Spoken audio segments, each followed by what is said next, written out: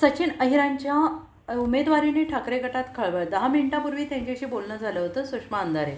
विधान परिषदेच्या उपसभापतीपदासाठी सचिन अहिर यांनी उमेदवारी अर्ज दाखल केल्याने राज्याच्या राजकीय वर्तुळात मोठी चर्चा सुरू झाली आहे. या घडामोडीमुळे उद्धव बाळासाहेब ठाकरे यांच्या शिवसेनेला राजकीय धक्का बसल्याची चर्चा रंगलेली असून ठाकरे गटाच्या नेत्या सुषमा अंधारे यांनी या घडामोडीवर प्रतिक्रिया दिली आहे. सुषमा अंधारेंनी म्हटलं आहे की केवळ 10 मिनिटांपूर्वीच माझं सचिन अहिर यांच्याशी बोलणं झालं आहे आणि त्यामुळे या घडामोडी आम्हालाही आश्चर्याचा धक्का बसल्याचं त्यांनी सूचित केलं आहे.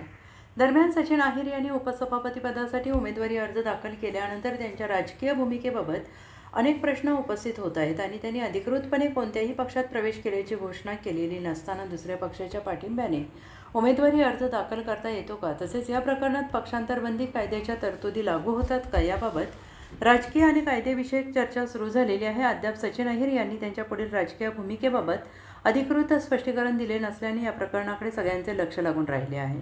उपसभापतीपदाच्या निवडणुकीच्या पार्श्वभूमीवर आगामी काळात काय घडामोडी घडतात याकडे राजकीय वर्तुळाचं लक्ष लागून आहे.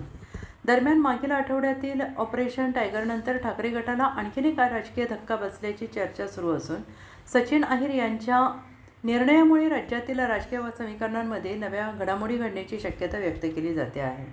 Bureau report, SBN Marathi, Mumbai.